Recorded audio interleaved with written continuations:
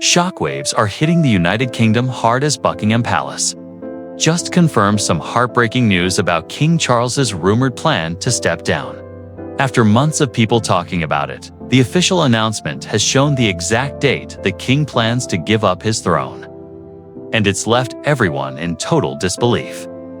Behind the palace walls, feelings are running super high as this huge moment gets closer faster than anyone thought. What made Charles decide to do this difficult thing?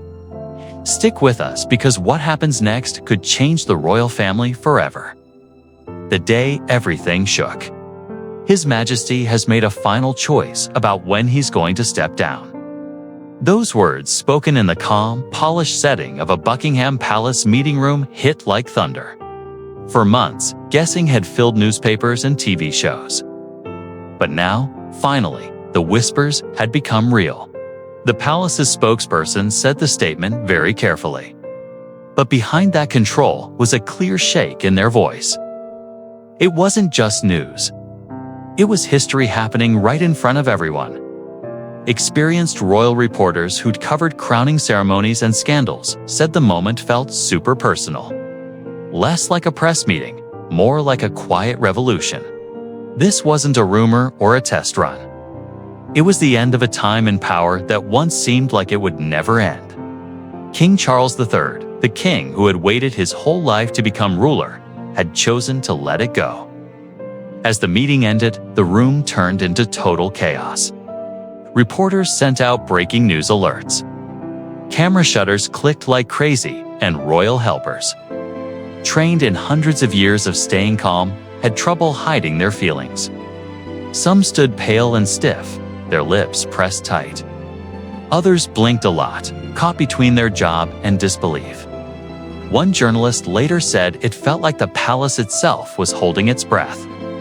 Outside the gates, hundreds of people gathered under the gray London sky, pulled there by gut feeling more than any announcement. There was no cheering, no celebrating, only a scary stillness broken by quiet questions. Was it his health? Was it pressure from inside the royal family? Or had the crown, after decades of waiting, turned out to be too much to handle? The palace gave no answers. Only a date, not told to the public, was said to have been quietly chosen. But that detail alone started a storm of guessing. Reporters and history experts rushed to figure out what it meant. Was it picked to match up with a personal, special day? Maybe the date his mother was crowned, or a big moment in his own life. Every theory seemed possible, but none were proven. What was clear, though, was that this wasn't a choice made overnight. Behind closed doors, senior royals had been told only hours before the announcement.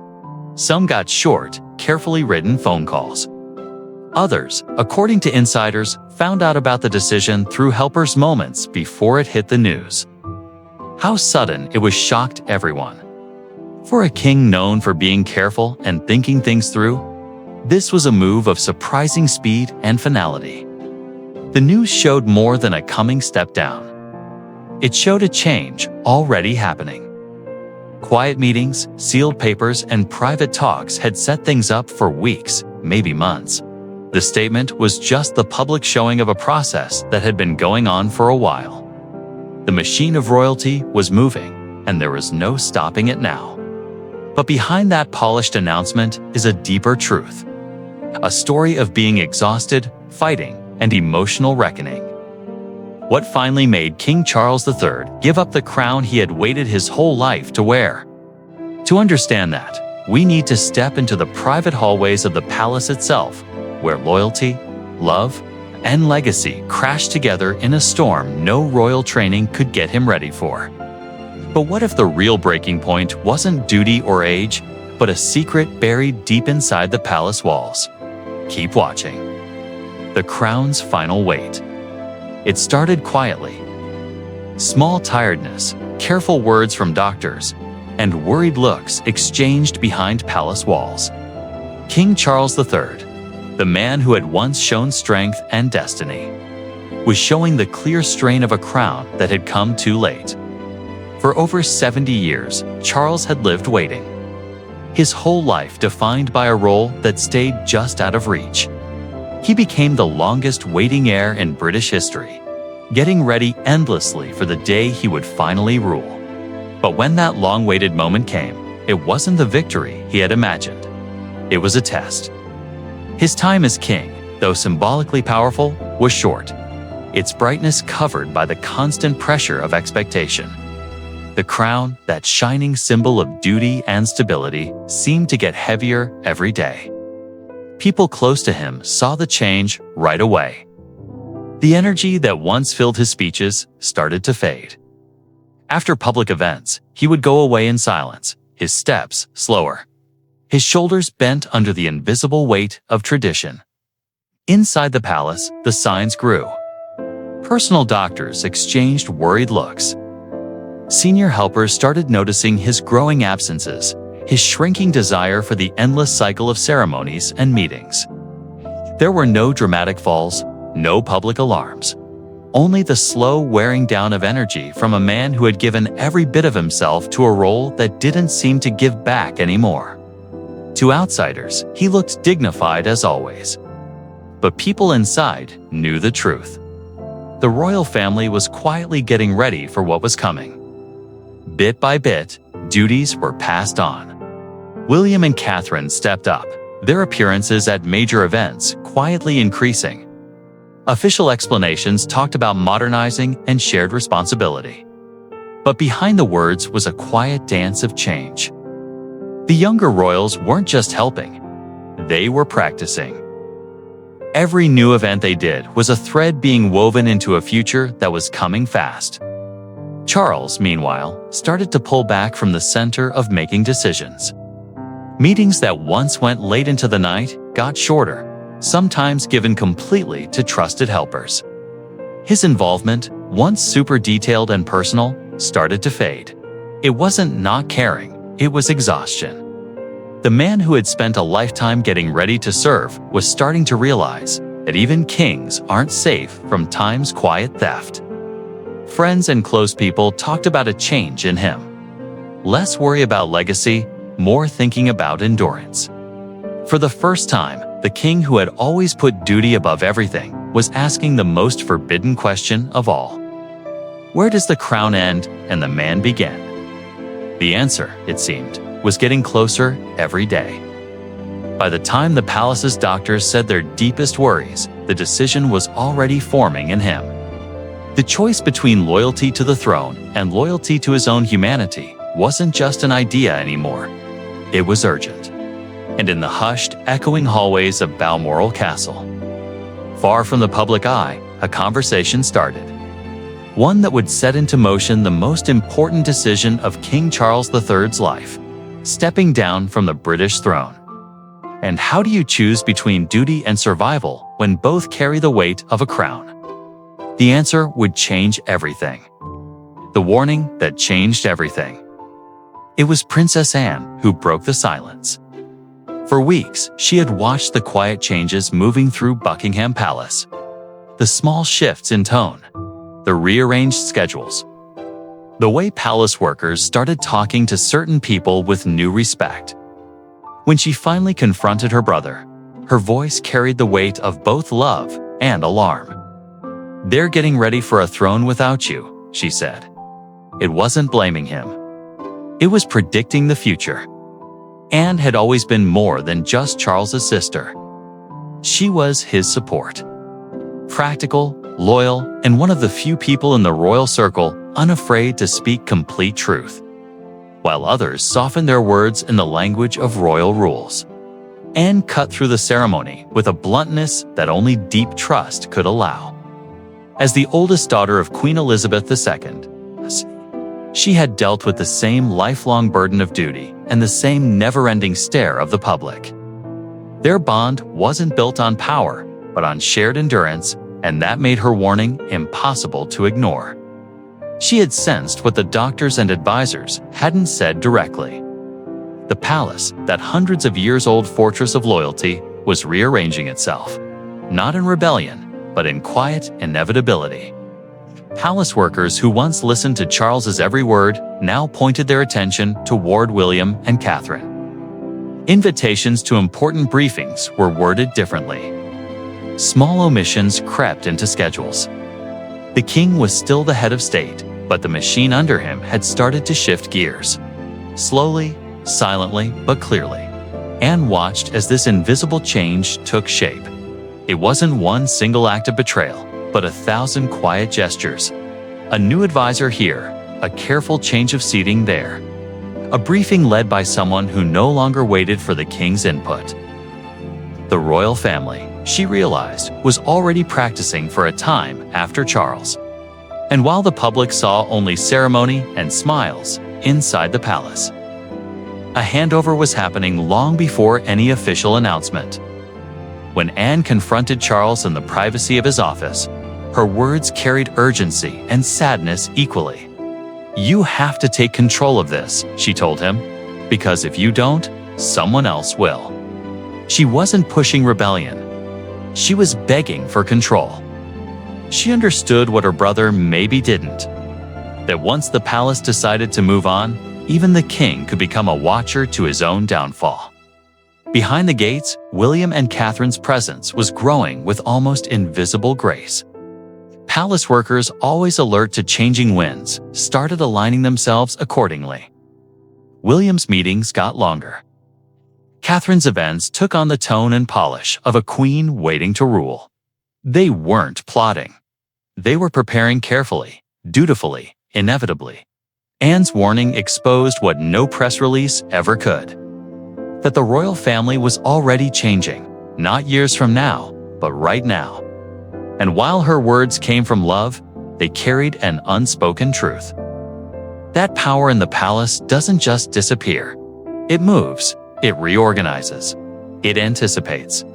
And in the quiet hallways where paintings of past kings stare down from golden walls, the balance of that power had already started to shift toward the next chapter. For Charles, the realization was crushing. The decision he thought was still his to make was already being written around him. His stepping down, once a possibility, was quickly becoming a necessity. Not just for his health, but for the survival of the institution he had spent his life defending. And as the machine of succession gained unstoppable speed, the king, who had waited longer than any in history to rule, was now being quietly prepared to step aside. So, how do you measure the moment a king stops being a symbol and starts being a man? Stay tuned. The silent shift of power. A gentle tilt inside the palace walls that only people closest to the throne could feel. The center of royal gravity was moving inch by inch from the ruling king to the one waiting just behind him. To the public, it looked like duty was continuing as normal. But inside Buckingham Palace, people who understood the rhythm of royal life recognized it for what it was: preparation. The future was being put together quietly, and its shape was no longer defined by King Charles III.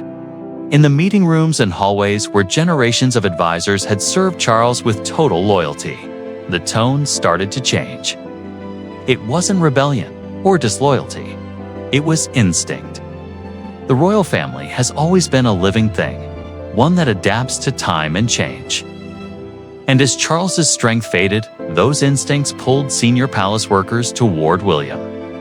He was no longer just the heir. He was becoming the sure thing. Meetings that once started with one day now began with "when you are king." Reports that used to be sent to Charles were quietly copied to William. His briefings got longer. His opinions carried new authority, and his vision for the royal family started shaping official plans. Even the language in the palace hallways shifted, subtle but undeniable. The old guard had started to follow a new compass, and the heir's shadow was stretching far beyond its natural reach. Through this changing landscape, Catherine emerged as the quiet center of balance. She was neither loud nor commanding, but her influence was clear. Her presence beside William brought both reassurance and strength. The calm of continuity mixed with the energy of renewal. She carried herself with the composure of a queen waiting to rule long before any official title would confirm it. Every public appearance, every carefully chosen word seemed to prepare the nation for what was coming. But behind that calm, tension simmered. William found himself torn between two worlds. The son who wanted to stand by his father and the heir who felt the machine of royalty pushing him forward.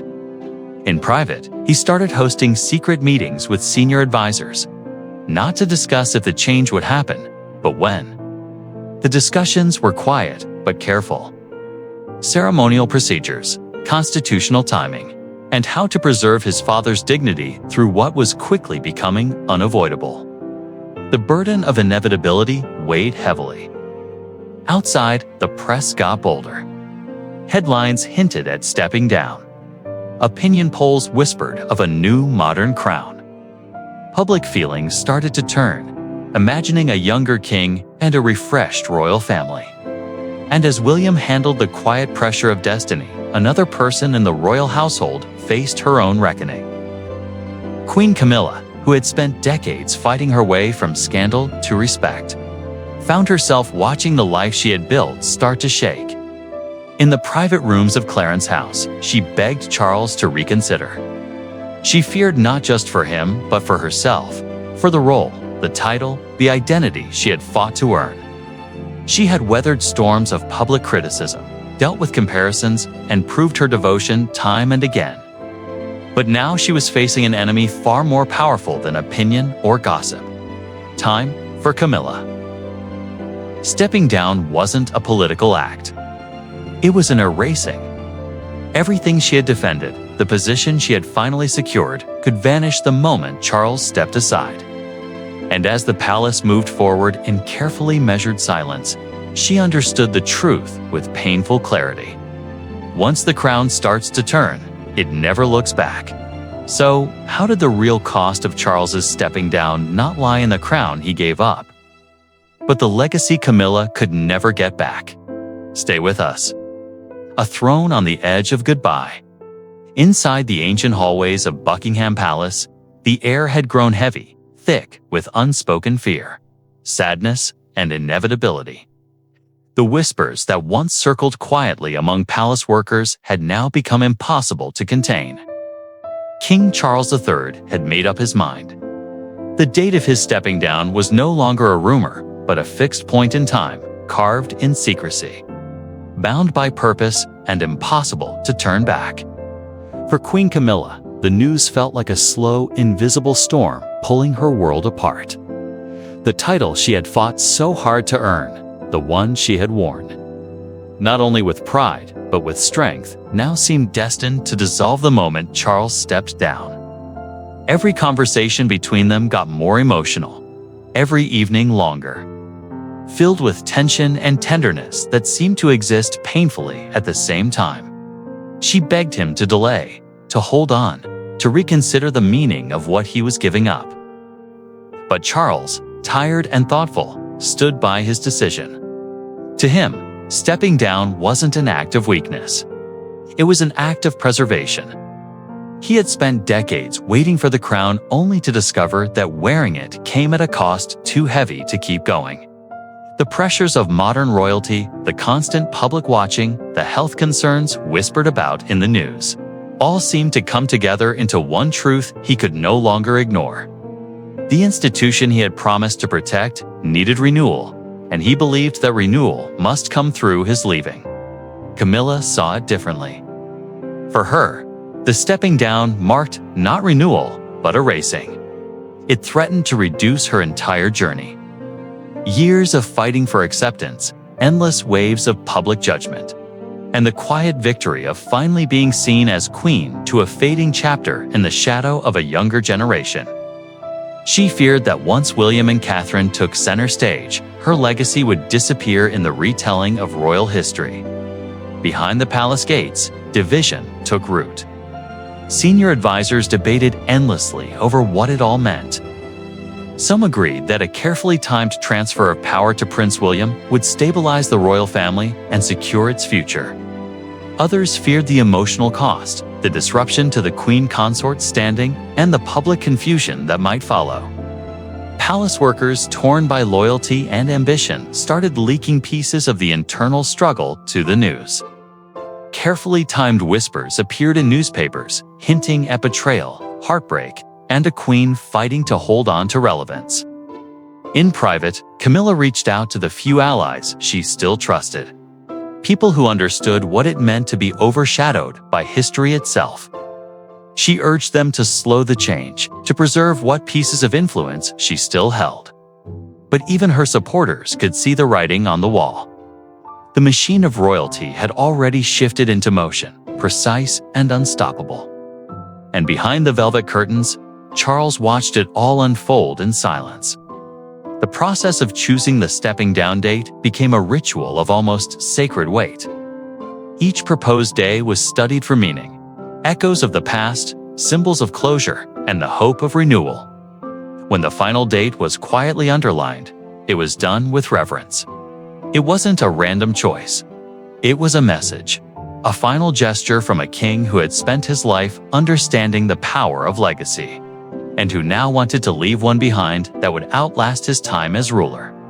The countdown had started, and for the first time in generations, Britain braced itself for a royal goodbye that would reshape not only the royal family, but the very idea of what it meant to serve the crown.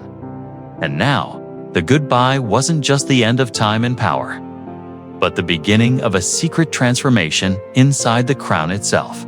The date that changed the crown. The decision wasn't just about a date on a calendar.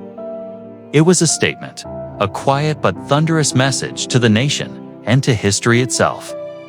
King Charles III, always the guardian of the royal family's long and fragile story, approached it not as a scheduling matter, but as a legacy-defining moment.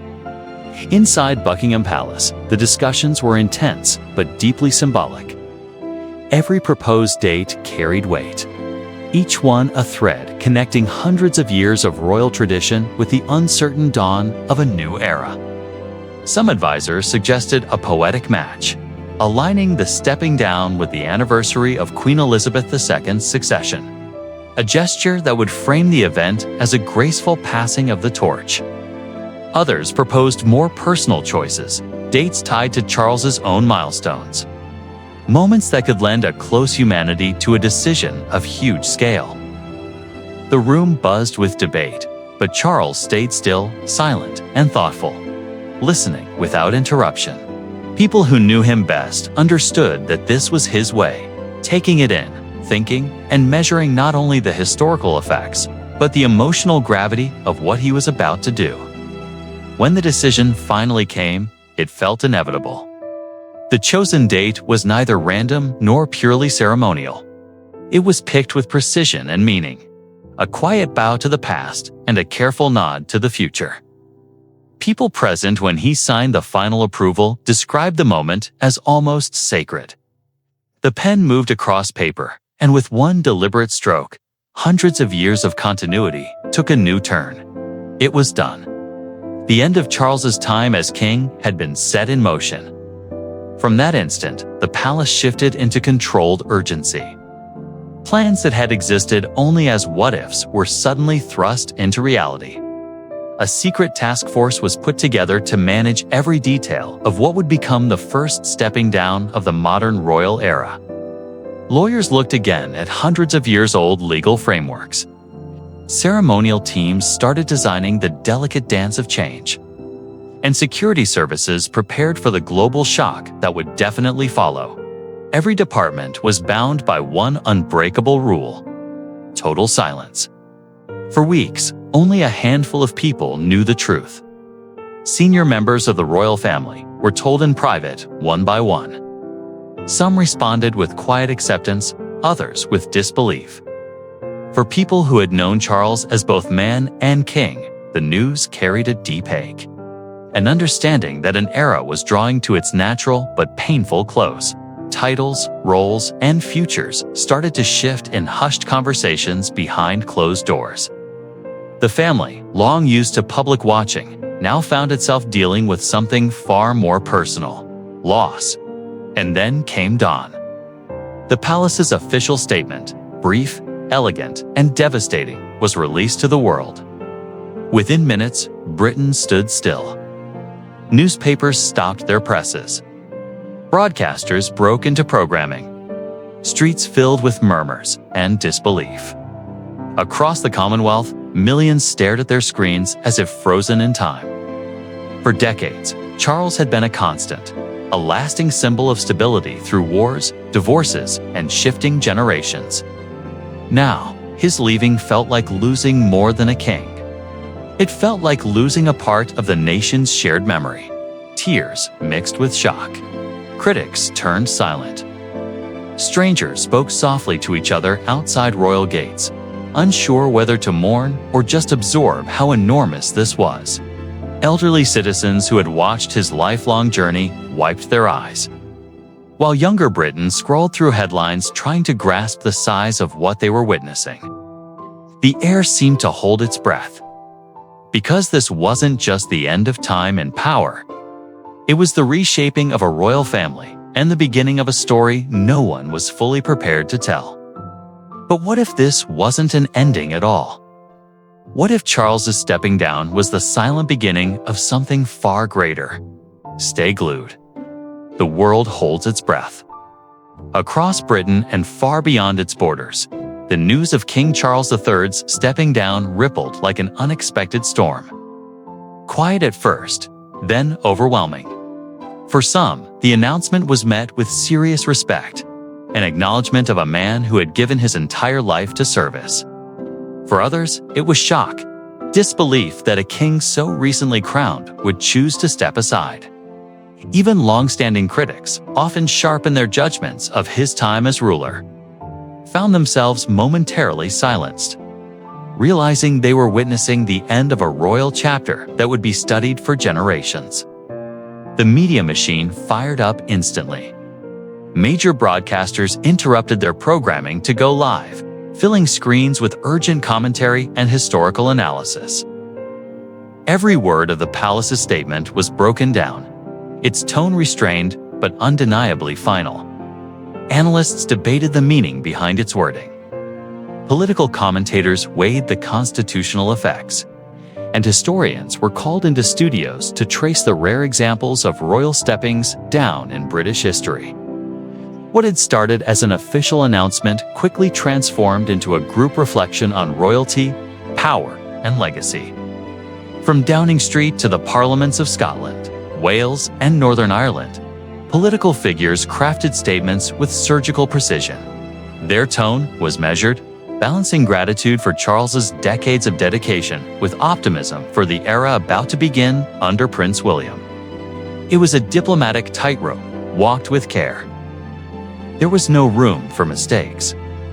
The stepping down of a king wasn't a political event.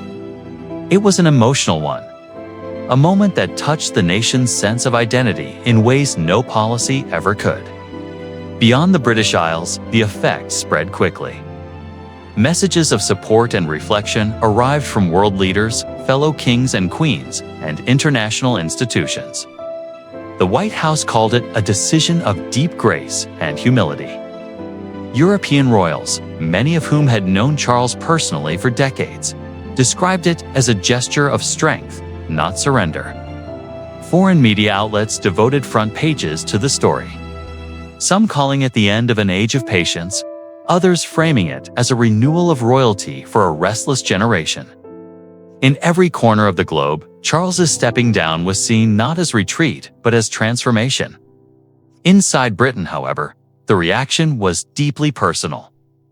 Television networks replayed images of Charles through the decades as a young prince beside his mother, as a passionate advocate for the environment, and as a king who had finally fulfilled his destiny, only to give it up with quiet dignity. The country seemed to pause between breaths. Strangers spoke to each other in cafes, on trains, and in public squares, not out of gossip, but in shared reflection. For millions who had grown up under his watchful presence, this was more than news. It was the end of something familiar, something constant. Meanwhile, behind the palace gates, every hour was accounted for. Preparations for the handover sped up with military precision. Ceremonial teams practiced in the stillness of midnight halls, Documents some hundreds of years old were reviewed by royal lawyers to make sure the ancient rules could align with the modern state. Advisors worked with constitutional scholars, making sure that when the moment arrived, every step would unfold smoothly before the world's eyes. But beneath the polished ceremony and golden control, one truth stayed like a quiet echo through the hallways. A father was preparing to let go, and a son was preparing to rise. The change was no longer an idea or a plan. It was happening, written in ink and bound by duty. Every signature, every carefully chosen word carried the weight of hundreds of years. And as the date got closer, the world waited, united by a single unspoken thought that history once again was turning its page. So, what do you think? Was King Charles's stepping down an act of quiet strength, or the final surrender to time?